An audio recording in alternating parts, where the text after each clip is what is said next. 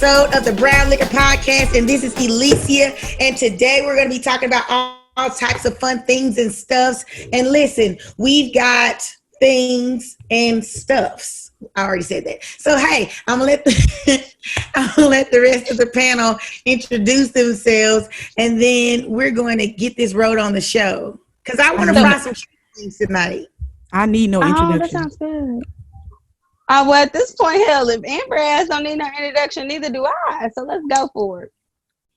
All right, let's roll then. Shoot, since we the crew with no introductions.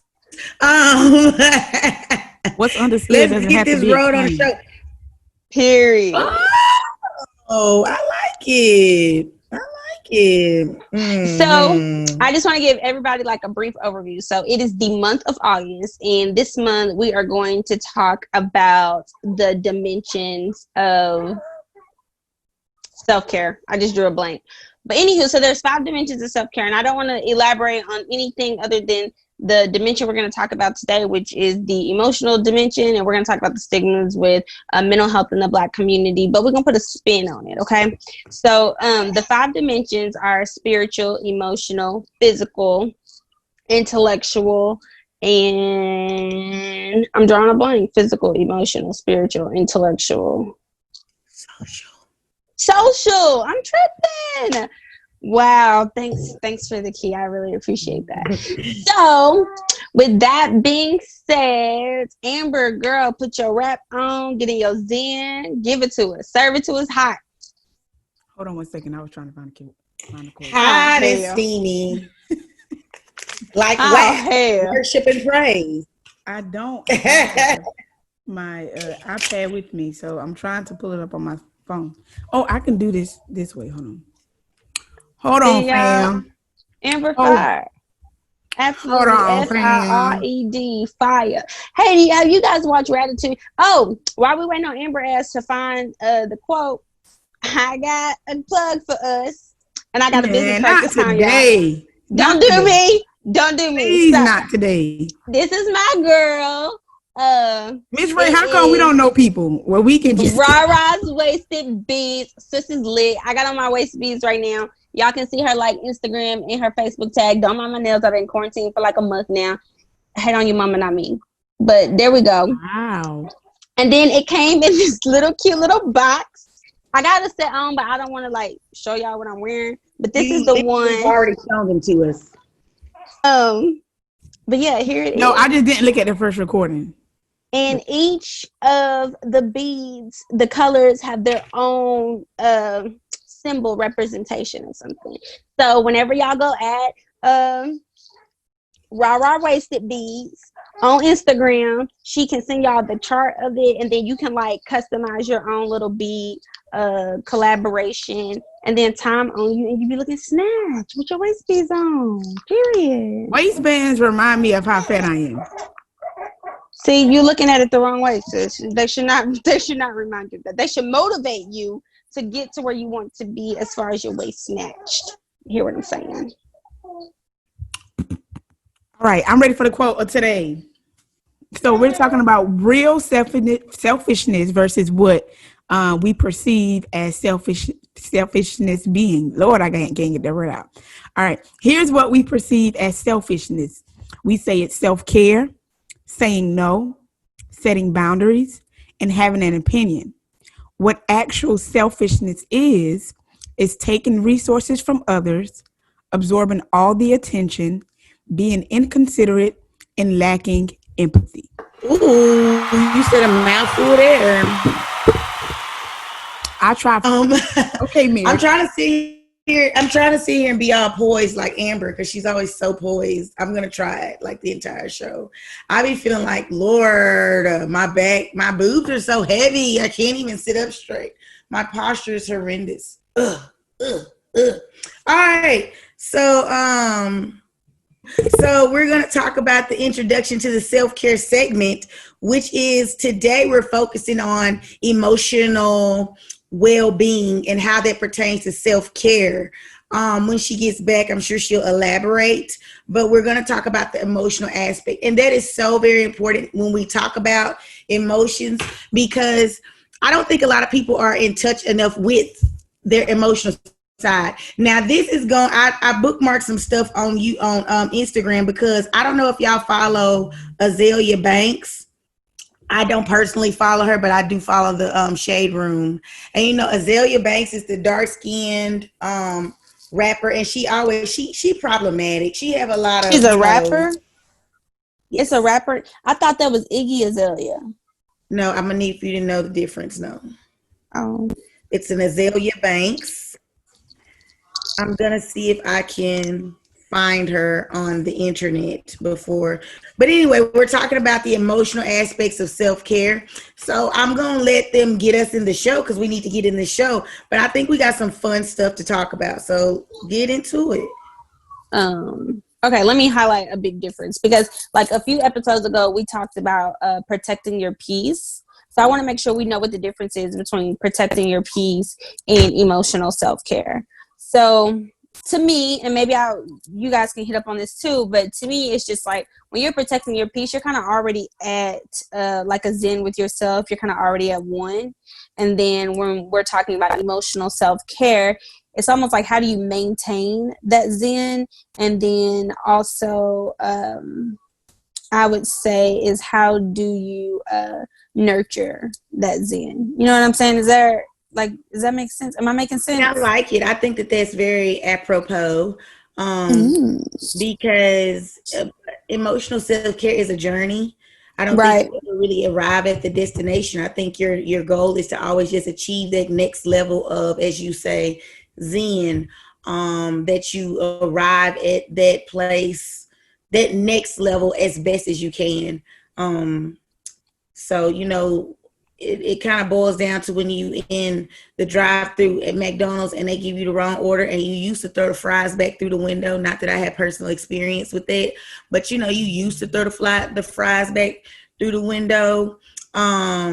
But now you're at a place to where you just calmly tell them this is not what I ordered and I need for you all to kind of to fix it. That's growth. Right. And that's just making sure that you're protecting and maintaining that peace. Yeah. Or maybe y'all said this, but I'm gonna say it anyway because I can't remember. Because this gum is just so good and full of flavor that it's just distracting. What kind of gum is it? I'm glad juicy fruit. She looked like a juicy fruit. I got a plug. So this is called the Extra. First of all, the plugs are for blacks only. Thank you very much. It is long. That is not a black-owned business. No, ma'am. No, it ain't black-owned because it ain't got no sugar in it. What? Y'all. What we do? No, I found out today about black-owned candle company. Ooh. It's called. Now, I don't know. Bright Black Candles, which is BBC, which is also. I guess I wasn't saying anything. Sorry, go for it. Wait, the candles is called BBC. Bright Black Candles, though. Oh my gosh. Okay, so Amber, what were you saying about the difference between protecting your peace and emotional self-care? I think emotional self-care is the step before you get to protecting your peace. I think it's like protecting your peace is on this level. And then you got to get to emotional self-care. Then boom, I get to protect my peace because what the beautiful part to me about emotional self-care is being aware of yourself, your emotions, how it is for the things that you need in order to be healthy, in order to obtain this emotional, I guess, platform that you're trying to reach. And then once you have that, then you're able to achieve true peace and then you're able to protect it. But being emotional awareness to me and health is just being fully aware of yourself and the things that kind of affect that, whether they be external or internal, in order to achieve the peace that you wish to achieve. So that's my okay. So in that, so would you say that you were adequately taught to take care of your emotional self? And if so, what does that look like? If not, how has that process looked for you? Has it been easy? Like, what's up?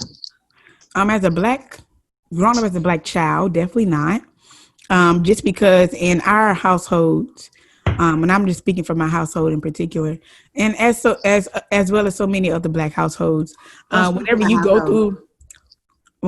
through whatever situations that you do go through that may cause some sort of emotional disturbance, we're not adequately taught on how to deal with the emotions that result from that. So whatever traumatic experience that we go through, whether it's rape, child molestation, maybe it's just angry parents, drunk parents, whatever they dealing with, addictions or whatever the situation is, we're not taught adequately because they have not been taught adequately. And so right, so I it's feel just like a generation curse of right, like emotional distress. Yeah, right. So for me personally, I remember during my childhood experiencing so many things that as an adult I look back on and I realize how it is kind of, honestly, if we, for lack of a better word, traumatized me in some fashions of my life where I wasn't able to adequately cope efficiently or effectively. I wasn't able to process the right things. I wasn't, fully aware of, and I said it to in the previous show, of my worth and just so many things. And I think it all boils down to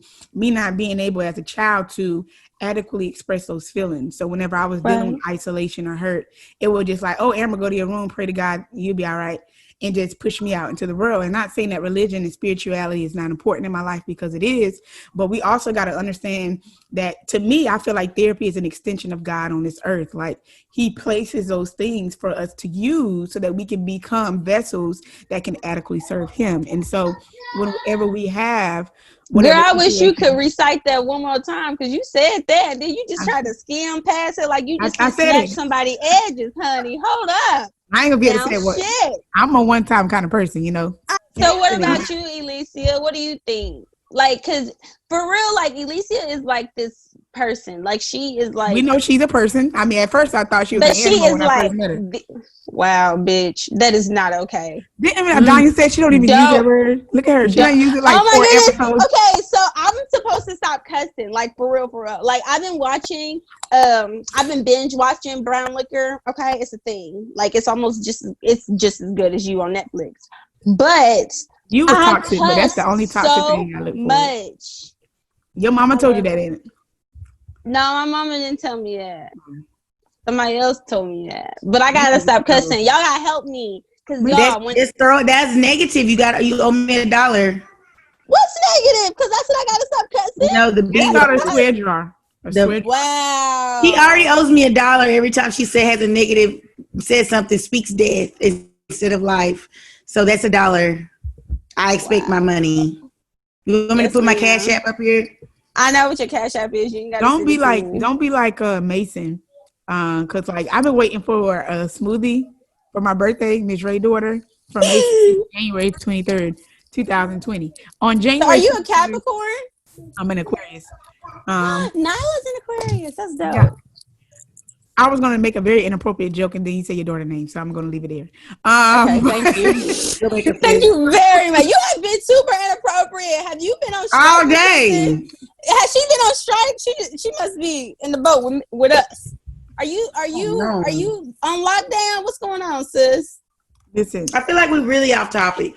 This is emotional distress right here, because sis is tripping. Sexual frustration is a form of emotional distress.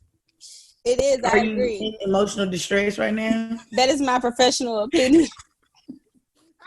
Me personally, I'm not saying I experience it. I'm just saying, like, it's a form of emotional distress. Just like eating. Why eat so much? You calling me fat? What the fuck did I do to you today? I said because you're emotionally distressed. I ate a piece of candy like the one time you've ever seen me eat anything on this show.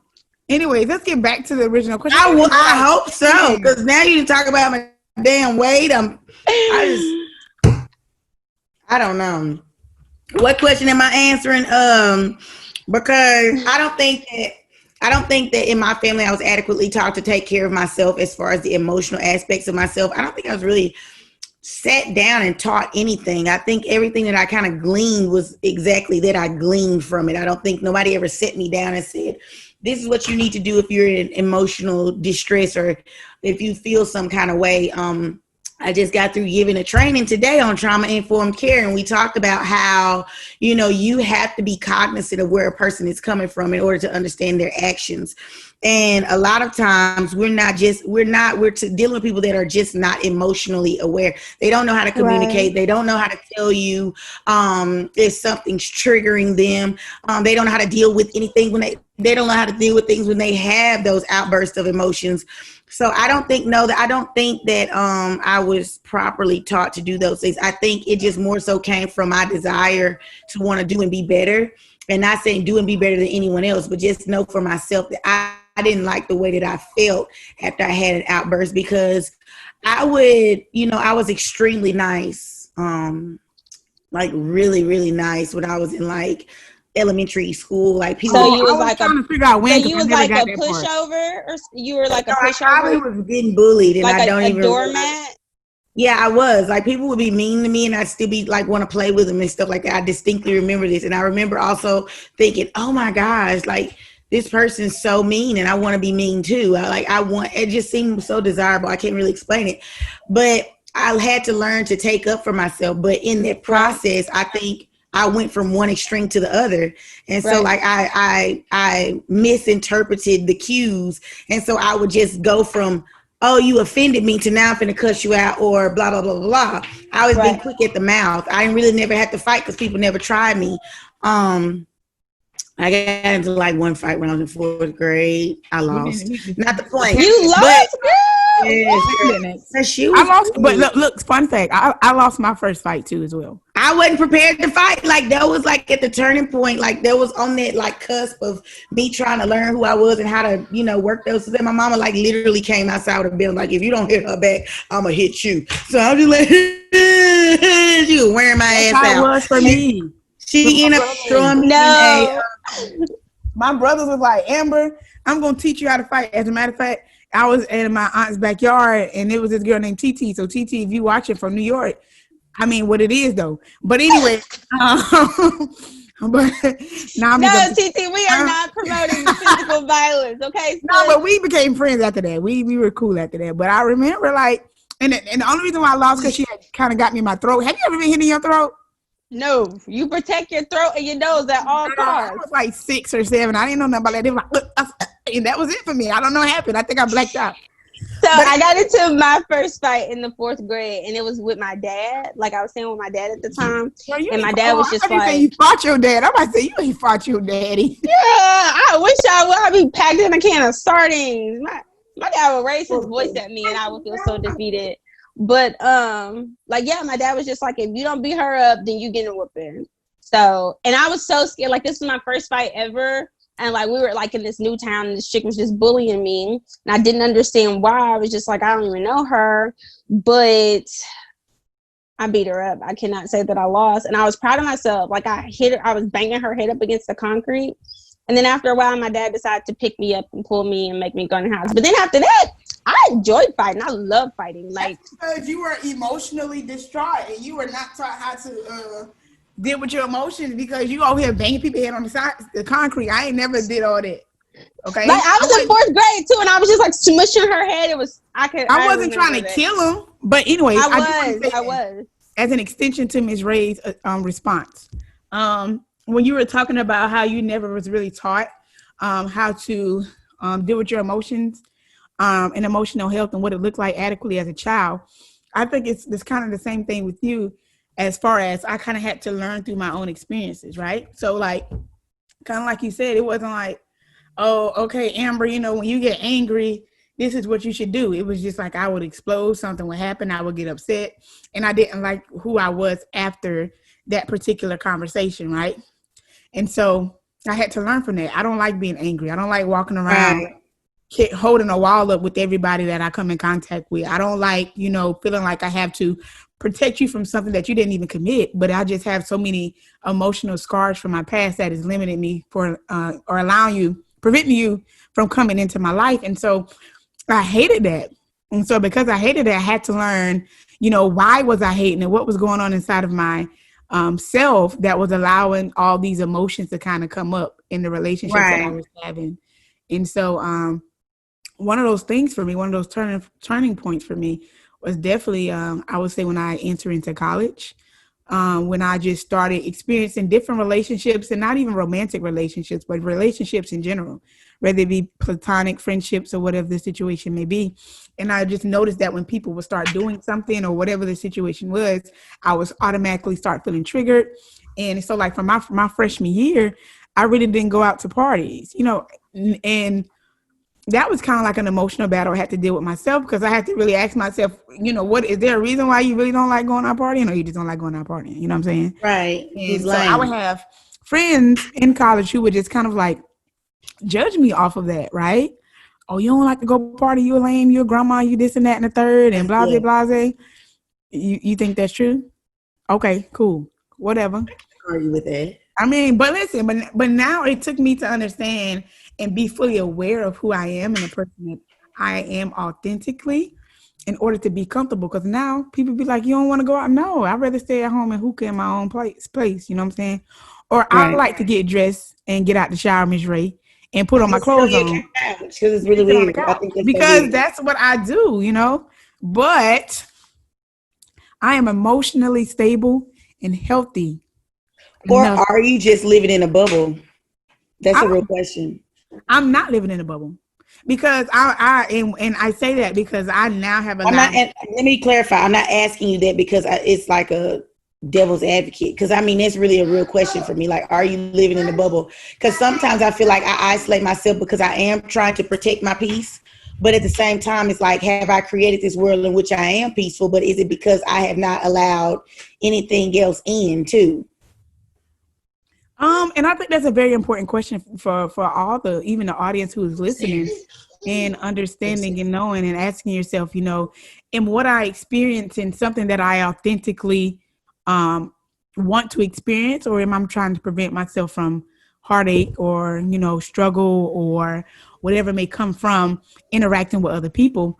Because for me personally, that was kind of the experience I had to go through during college, where it was just like, am I really just don't like people? Which I really don't like people, because like, I used to be a people's person until people messed that up. So it's just like, I got a few people that I vibe with. I don't really believe in meaningless conversations, because I feel like God has a purpose over my life, and, you can only take certain people with you to your next level. So it's not one of those things where I'm just like, F these people, like I'm too good or I'm too whatever, because I don't put myself on a pedestal. But it is one of those things where I have to align my purpose in life with God's purpose. And so I try to be very vigilant of who I allow in my space.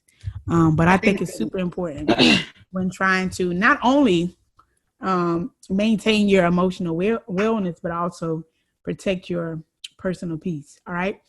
I think that's a great response, because I feel the same way. I've noticed, just my level of, I used to be one of those people that I just hated my own company, because I grew up by myself, like I was the only child. My mom was going through with the things that she went through in the time that she went through them. So it would be times when I lived in the same house with this woman, and she wouldn't speak to me like for days.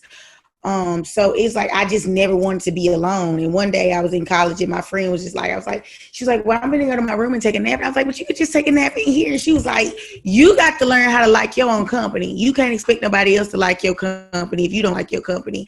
And I don't know why that stuck with me so much, but it did. And I really started working on liking my own company. And because of that, that really started me it really kind of kickstarted my realization that everybody in my life was not for me. Now, I still struggle with that, and I've had relationships that held on longer than they should have, because I was not aware of what I was losing in the process of continuing to be with that person, or continue to consider myself be a part of that person. And I kind of reverted back to my old way of doing things, like you said, taking things that I shouldn't have been necessarily taking, because it was my norm. It was what I was used to, so I try my best to be very cognizant now moving forward of the relationships that I have, and the way that I handle those relationships, because as it pertains to that. And just a side note, when you said something about college, I got kicked out of college for 2 weeks for fighting. All right, because you was fighting? Oh my goodness. It's because she didn't know how to be emotionally aware and stable. And we're going to talk about some tips at the end of the show on how you can prevent yourself from dropping out of college like this. I didn't drop out. I just got kicked out. I couldn't go to class. Like, I could only go to class. I couldn't be on campus for nothing else. And I couldn't do a park on campus. I had something in my teeth. I ain't looking in your mouth. Mason, ain't nobody asked you. Don't be picking at me, your knucklehead. She always got Mason, something to say. go in your room. But okay, but I do have a question because you said a lot, and I want to ask you this question. So we talked about, how it was for our families, or where we taught adequately on what emotional health is, and that good stuff. And we also talked about what we thought emotional health was to ourselves. Do you feel like, what do you feel like is the Black perspective on emotional health? Like, Oh how my does gosh, I was just talking about this today. Go ahead. I'm ready. you're ready to answer it? So just go ahead out with it. I mean, I feel like you just Okay, so listen. We was talking, 'cause I had to have a training today on trauma informed care, and I'm like the only Black person there besides one of my newest staff members. But anyway, I was just telling them, like, because we talked about how culturally it's different for different people to say, I've experienced trauma. right. And so the first point that I had was that growing up in a Black community, and how we fit into the society and the societal hierarchy, we don't really have a lot of time to have mental illness or mental instabilities, because you got to think about your mom as a single mom, or your dad as a single dad, or your mom and dad together just working both hard as they know how to work to make ends meet. Neither one of them really has the luxury to say, I'm depressed today, I don't feel like getting out of bed. We didn't really talk about that. That was something that, nobody really had any answers to. If you probably said, "Oh, I'm so sad today, I don't feel," the first thing out of your family mouth be like, "Get your lazy ass up." Like, that's just laziness. If you get up and do something, you lay in bed all day, that's your problem. It wasn't because, like, I really have a chemical imbalance, I'm really hurting right now. It was no such thing, because as a people, we don't have time. We got to get this money, we got to make sure the lights on, we got to make sure our family got enough food to eat, we got to make sure you got school clothes, we got to make sure you got gas money, we got to make sure all these things are falling into place. And if you're a single mom, single dad, then you shouldering all of that burden. So you don't have time to lay in the bed and really sit there and think about how sad you are. You don't really have time to lay in the bed and say, this didn't work out for me, I'm a failure, I'm this, I'm that. Like, you just don't have the time. So growing up, everybody was so busy working and doing stuff that we didn't hear. I never heard, I don't think, when I was telling them today, I don't think that I ever heard anybody say anything about being depressed and me actually registering what depression was until I was in college, and that was 2005. I also read this, I not to recall that. interrupt you, but I also was looking at this thing on Instagram, and it was talking about how, in order to be, there was a therapist, and he was just talking about how he communicated with his patients. And so, like, for a lot of the Black families, we in our own ways have expressed that, we had or experienced some sort of anxiety or depression, but we just don't use it in the clinical terms. And so, Oh yeah, I saw that. yeah, white people can say, I'm anxious, or I just feel like I got a lot of anxiety, but us, we just be like, man, I got a lot going on. You know what I'm saying? Or, Yeah. and unless you identify with the Black experience, you wouldn't be able to equate that to a form of anxiety or a form of depression or whatever it is that you're going through, or whether it's bipolarism or, whatever mental illnesses that are out there. It's just that we communicate differently, but we're communicating the same The feeling. same thing. And also, we're looked at differently when we communicate differently, though. We're looked at as uneducated in a lot of respects. So because of that perception, we don't necessarily receive the help that we deserve either. That's what I was about to say. I do think it's, I agree with you, but it's also one of those things, unfortunately, where we don't even get the treatment because we're not educated enough on how to speak to those people about our true feelings and experiences in a way that they can understand and then provide treatment. But then on the other end, they also don't take the necessary steps to even That's try. what I was going to say. I think that's a bunch of that's a cop out. I think that's a cop out for someone to say, "Oh, I didn't understand. How are you a whole PhD student and you've only learned traits and characteristics and signs and warnings for one demographic of people?" Oh, that's the education system at its best. But I think that that's shitty, and I think that that is a cop out for a PhD level individual to tell me that, "Oh, I wasn't aware that, you guys communicated this way. This is what you were trying to articulate to me." How? You spent at minimum, I'm not even going to do secondary education, but you spent at minimum about 8 or 9 years in school.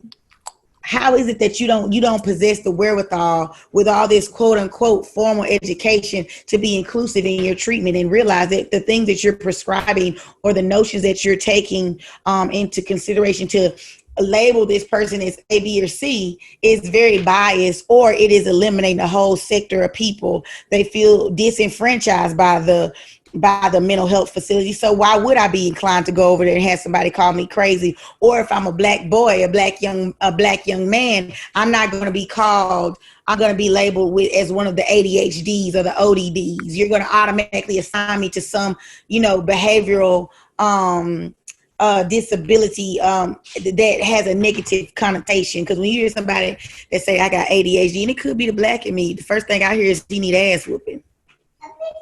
See, that's what we've been taught, though. Yeah, it is. But we have to, and not saying, and I think there are some situations where, which can kind of lead to our next point, where we label some certain behaviors as a crutch in our black community. But there's also some kids black children who are really suffering for ADHD, and we have to be they really are mindful of that situation. I also think there's different ways to treat ADHD too.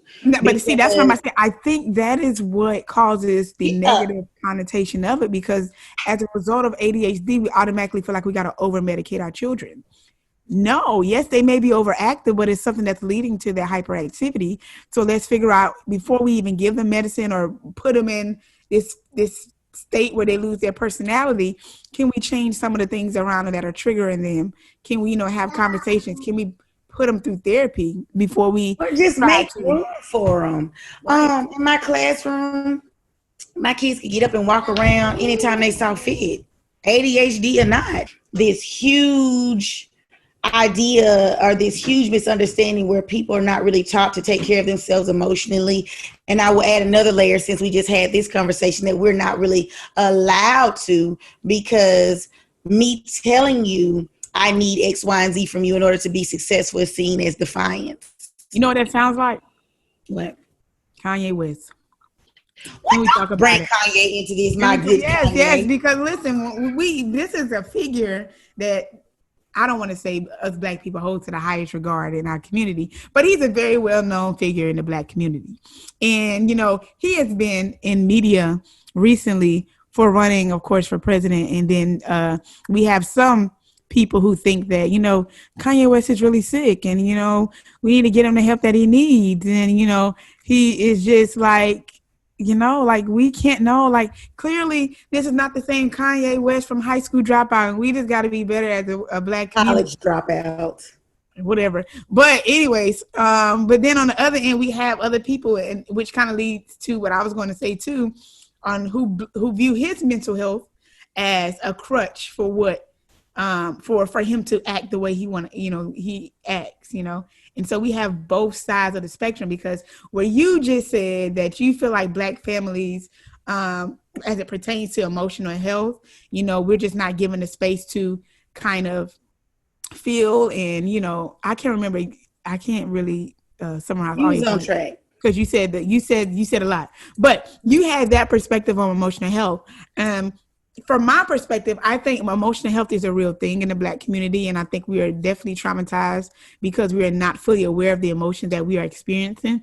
But in the same token, I think some black people view mental health, black families use it as a crutch. Because you said something about how, our moms and dads didn't have the opportunity to just feel whatever it is they was feeling because they had to get whatever's going. So for you to tell me I'm depressed, like it was gone yesterday, right? For you to tell me I'm depressed, I feel like that's an excuse for me to just sit around here and lay. So I'm not gonna do that. And that, as a result, that's kind of what they viewed all behavior. So as a child, if you were experiencing some sort of trauma, yes, I know that hurt you, but baby, you got to move forward, because you use that as an excuse for you to stay in this broken space. But I also say this, okay? People are broken, right? But you can choose to stay broken, okay? Yeah. And I think that's what a lot of our black families have not been adequately taught. Yes, but yes, you can be broken and feel these things, but you got to have a choice on whether you're going to move to the next space. And that's where I think black people are resilient, because we are able to just move on to that next space. So I don't want to say so easily, but from the outside looking in, it just looks like this seamless process that like, oh my Transition. God, like she did that. But as a Right. result, however, we're not doing it in a healthy way. Right. We're just kind of like suppressing those emotions that we feel and not acknowledging them and just saying, I got to be strong enough to move to the next level. So bump it. Here I am. But as a result, we're just carrying so many demons and soul ties, because I believe in soul ties from Diane's not in here, so I can say it, from past relationships. But I'm getting off track. Let's get back on Kanye West. All right. Kanye West, is he unhealthy, or what is your perspective on Kanye West? I'm not even going to give you an or. What do you think right now? Okay, so first of all, let me just be the one to tell you I love me some Kanye West. Not just because of his anything he's done as of late. I always have admired him. He was just a young man that came from humble beginnings. His mom was a college professor, English. His daddy was, I want to say, a member of the Black Panther Party. Like, he was pretty dope. Like, he was so well learned, so well spoken. And when he arrived on the scene, he just had this crazy just work ethic.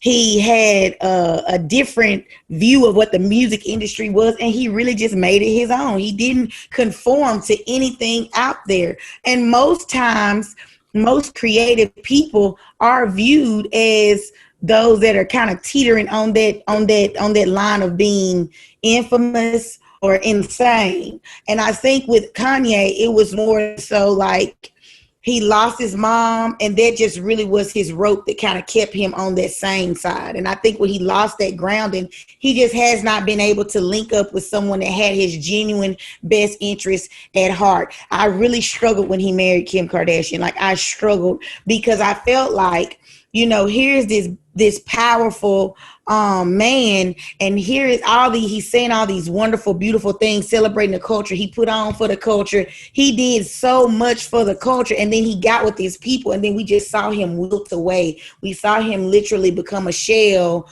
of who he used to be. And so it was just really hard to witness that. And so I will say this before I move on. I think with creative minds, you have to understand that their first language is not speech. It's not, unless that's their talent. But like, his talent is music. His first language is music. He's far more articulate in the music than he could ever be in just prose. And I think that we don't really look at him in that dynamic, and we say, oh, he said this when he said Harriet Tubman didn't free the slaves. First of all, nobody went and watched the end of that clip, because what he was referring to, he has a song called New Slaves, and he was talking about how she just freed him to go work for other white people. We didn't realize, nobody played the end of the clip to where he said, now we're owned by record labels. We're owned by these shoe companies. We owned by these designer brands. We out here doing the worst to our friends and families to get these things that are owned by white people. He was like, all of these things that you doing is still for the white person. So yeah, you're not in chains no more, but you still working for them. You have nothing that's yours.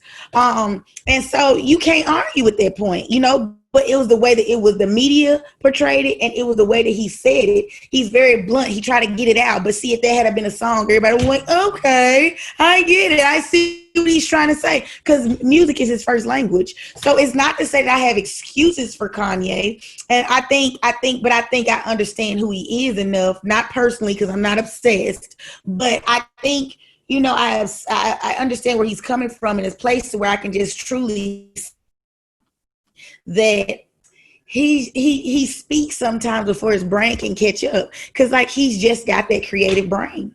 And well, you can't be running for president and you not fully articulate your thoughts. I can give you that point. I don't think, and again, I don't discredit his mental illness, and I do think that he's in a manic state right now. But at the end of the day, I don't think that we should pitch him to the side. I'm all about taking care of your loved ones, and being a member of the Black community. I feel like that's our brother, and if we gonna chastise him, we need to chastise him in the house, not in front of everybody. Well, I feel like, and I'm gonna just say it, okay? Go on and say I'm probably gonna piss you off. You gonna already piss me off, because I feel like that's what you're finna do. But I'm gonna say it anyway, because this is how I feel. I am all for. I do believe that there was something in Kanye's life, because I was a Kanye West fan too. in the beginning. He spoke so much about the Black experience, how we would, place materialism over who we were on the inside. One of my favorite songs by him was When It All Falls Down. I didn't actually sing it, but he was just speaking about how, once it all falls down, like we ain't got really nothing but ourselves, and like how he had to experience with his love and infatuation with materialism instead of, really understanding that this is something that the society has kind of placed upon us. I love who Kanye West was in the beginning, He still is. Let me finish. I ain't interrupt you. You did, okay? Maybe you should. And so, I do agree that somewhere after his mom passed, some type of switch happened, and it's just not the same Kanye West. But here's where I struggle with not supporting my brother, because he's a Black man, you know what I mean? But here's where I have my issues with my brother, because as brothers and sisters, we can always disagree. We can. Here is what I disagree with Kanye West. When it comes to the Black community, I feel like I put him in the same box as my 50 Cent a little bit. He riding the fence of Candace Owens, if you ask me. And all this stuff is just it's just that he always seems to make these prevalent fuck ups. I'm gonna say it as it pertains to the Black community. It's like we don't have them speaking in a detrimental fashion or doing things that can really be detrimental to our Black community. It doesn't happen with our white counterparts. Kanye West is very knowledgeable. Okay. But I will say, I don't know if he's been brainwashed into this type of phase that he is in right now, and he's just not fully aware of a lot of stuff. But I do feel like he's hurting us right now. You know what I'm saying? I want to root for him. I really do, but nah. What do you mean hurting? Elaborate, because because we as Black people, we're in a sensitive state right now as it pertains to, moving towards our next steps, as it pertains to the Black Lives Matter movement. Some of the things that we have in place in order to see progress. Like Kanye West is coming in to split the Black vote. You know what I mean? It's just like we have Kanye West and then we have Joe Biden, which I'm not saying that Joe Biden is the best candidate. And I'm not saying that Kanye West leaving out is going to automatically, give Joe Biden their presidency. But what I am saying is that I feel like it was done strategically to split the Black vote, because then we're going to have some people who are really not fully aware. The same reason why they voted for Barack Obama, who are just not really fully educated on politics and just saying, oh, he Black, Kanye West, I like his first song, that's my nigga, power to my people, and then vote for him. But then we're taking away from people who are actually committed to the actual, what we would like to say, who are more fit, if you will, to the actual movement and the changes that we're trying to see. Now, some people will advocate to vote, right? Vote if you want to do change. I'm a little bit on the fence of that, okay? And people I don't like to vote. I believe that I'm not voting until I vote for a candidate who really understands what we need in order to move forward. I don't think Kanye West does. I don't think Joe Biden really does. Honestly, I really don't think none of the candidates in the spotlight really understands what needs to happen in this movement in order to move our Black community forward. They just keep trying to add legs to an animal that's already in motion.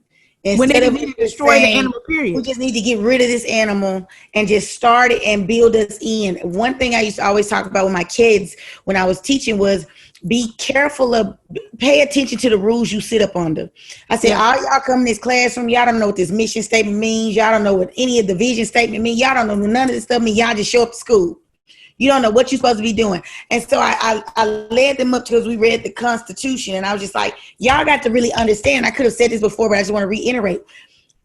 None of us, the system's broken. The system is not broken. The system is doing exactly what it was designed to do. When they constructed the Constitution, there were no Black people in that room. There were no women in that room. There were rich, white men in that room. So when they constructed the Constitution, they constructed it for the likes of themselves. And so with that being the case, the whole document is garbage. I don't care what you amend. I don't care how you do anything. The whole country that we know and love It's invalid. It's built on marginalizing a group of people, profiting off of other people's hard work and claiming credit for it. And then when you don't do what you're supposed to do for them, then all of a sudden, they're ungrateful, they're savages, and they need to be dealt with accordingly. That's what we're seeing the effects of. We're not seeing the effects of a broken society. We're seeing a society that is operating the exact way it was meant to operate. And so with that being the case,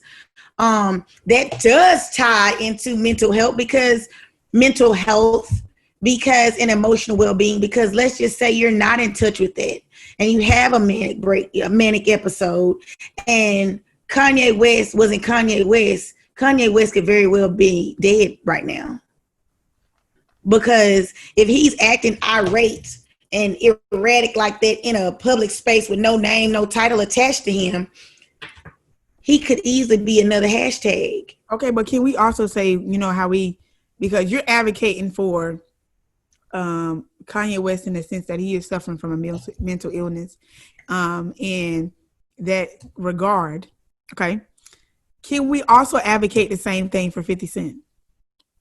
No, I hate him. You're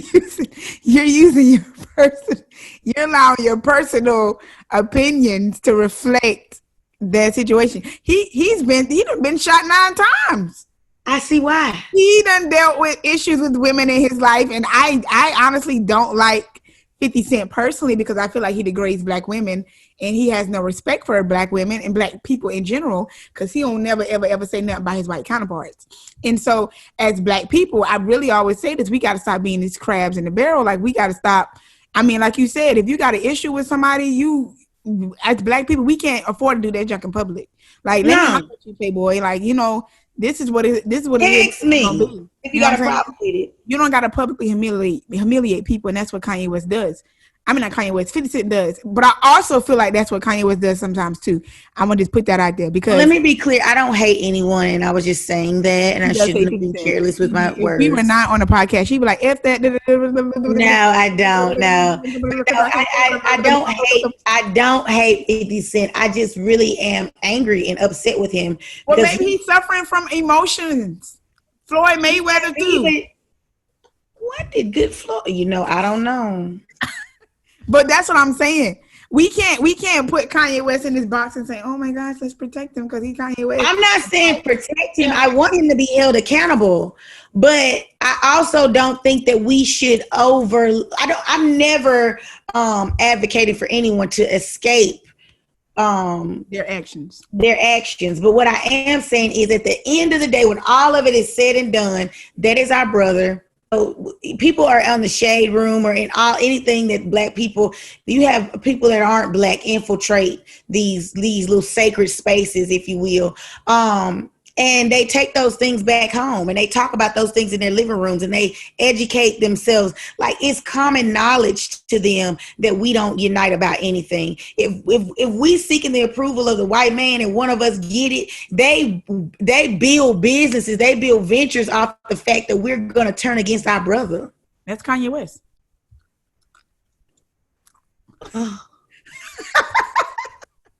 Did you have a realization? I just don't understand what you're saying to me. That's Kanye West. That's Oprah. Honestly, I feel like it might be Tyler Perry if you don't get his stuff in order. But, it's just a lot of black figures, and I've always said this. Like, and I know we're kind of getting off topic a little bit, but I think in being emotional well, we have to know what emotions we are feeling and how it is aligned with our purpose in life. And I think that all falls in the same bucket. And so as black people, I say this: Kanye West is detrimental to the black community because of the very same thing you just said. Like, we get somebody who kind of sells like this. Come on, man. Like, this dude was rocking a magna hat. Magma. It's MAGA. You know what I'm saying? Like, they was pulling him in. And he was just like, yeah, man, I don't know what, the personal conversation. But then could we not agree that when he was saying that I should have freedom to choose? Can we not agree on that? Mm-hmm. Because I feel like, but you can't choose a side and then want to come back. I'm not with all that. I'm not with all Why that. not? Why are opinions movable? Because here's why. Because of the sensitivity and the Of the issue. severity of this So issue. I'm biased, is what you're Right. telling me. It's for the same. Yes, it's for the very same reason why white people can't say the N word to me, because like No, they can say it, but you saying ain't no coming back from that. You didn't already let me know. You right. just Because here's the thing, like if I say the thing about it, people like to say, well, why you can say it and I can't say it, because I say it.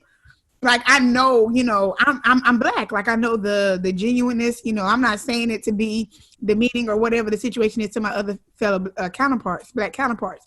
But if you say it, I don't know, and like I'm gonna have to fight you. So like because I really don't know if you saying it because right. that's not or I just really wanted to give Like, that. are you trying to say you own me? Because you don't own me. Don't Right. nobody own me.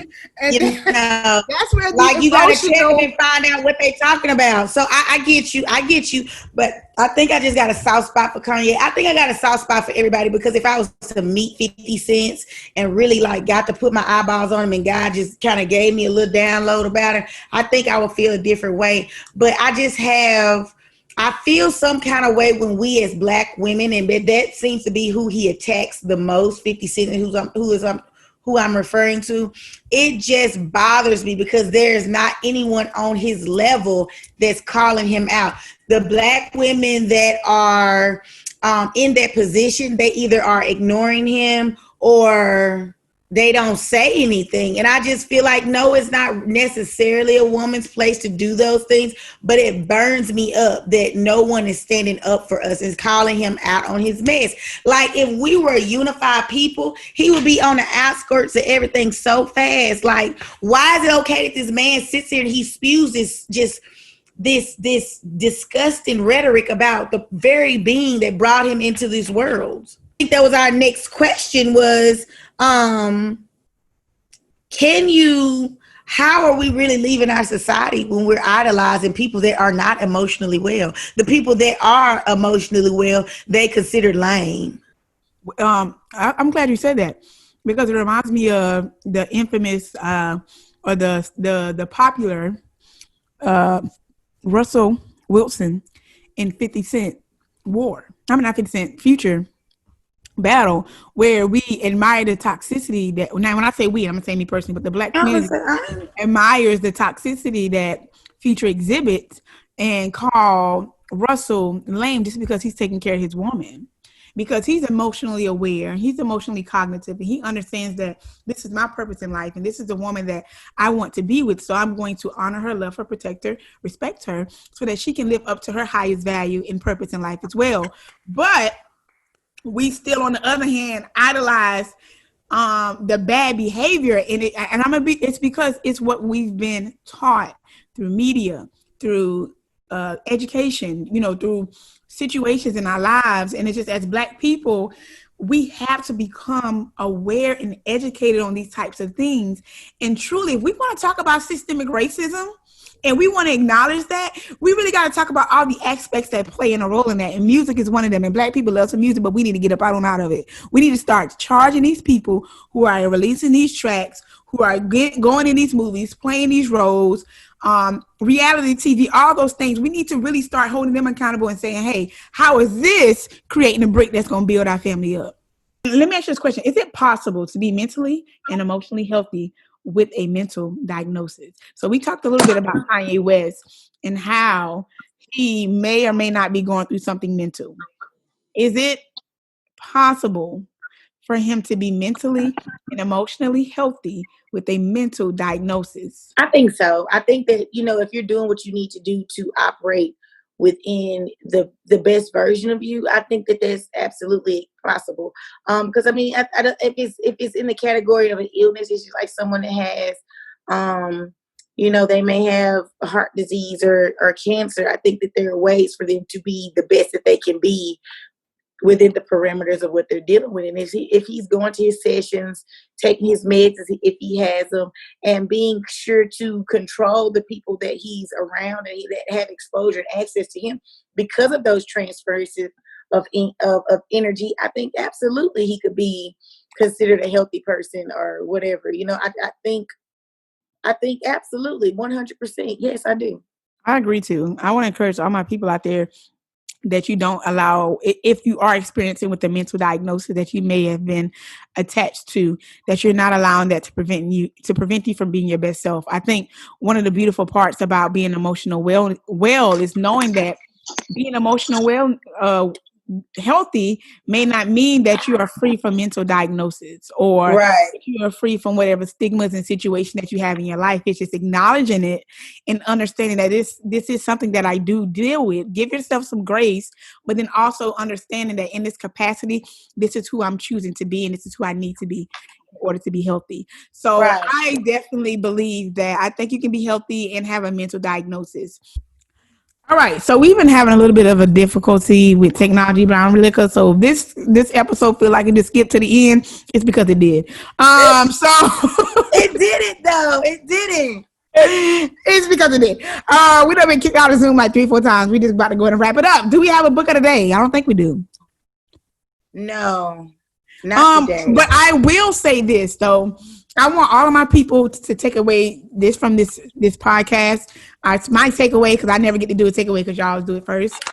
It's my time to shine, lovely people. But I do want to encourage, and I said this in the middle of this show, that if you are experiencing some sort of mental, emotional, unhealthy ways or habits or whatever, if you will, that yes, it's okay to be, I don't say it's okay to be broken, but you may be broken, but it's a choice to stay in that state. And so like, I want to encourage all my audience, all of our audience out there, that if you are experiencing those things or relationships where you feel like you're just having triggers or whatever, you're just not healthy, you're not at peace, you're not at a balance, go talk to somebody, go to church and go to therapy, like I quit talking to who taking you there. Right. And start looking at the relationships in your life that are triggering those emotions to occur, because those are the things and habits and patterns and behaviors that you need to kind of get rid of in order for you to reestablish some boundaries in your life. So love yourself, practice self-care, be aware, be fully aware of you. Like I think so many times we go through so many emotions and we just like, I don't know, I'm feeling that way, and we just let it go. If you're feeling something, acknowledge it. Be in that moment, figure out what's getting you there and deal with it so that you don't ever get to that space again, because I promise you it is causing those curses to be passed on to our children. And that's one thing. You better say it. But that's my takeaway for today. What you got for me, Ms. Ray? I mean, you pretty much said that so eloquently. I don't even feel good to. Why is it that in the pre-production notes you got the song of the day is "Take You Down" by Chris Brown? Y'all made me mad. So we just talk about taking down the barriers of emotional unhealthiness. If that's what you want to say, I mean. I don't really have a song of the day. I will say this. I do have a song because I want to play this for y'all. You can't play it because ain't nobody about to sue us. He can't. If he sues, he gonna have to just see us because this song is amazing. And can I say a song too, though? Huh? I got the song too. No. My song is by J. Cole. No, we're doing this one.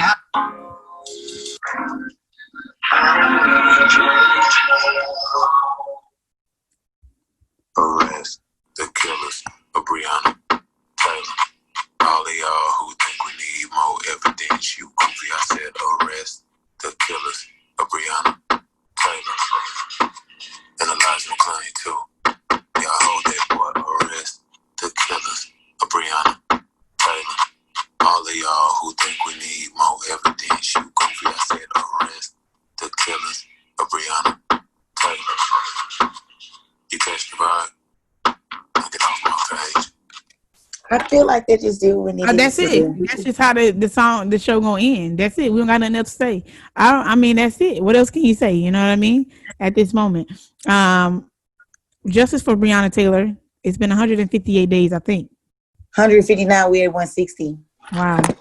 Since the brutal, tragic, and killing of our Miss Breonna Taylor. So we definitely want to make sure that we're still advocating for her.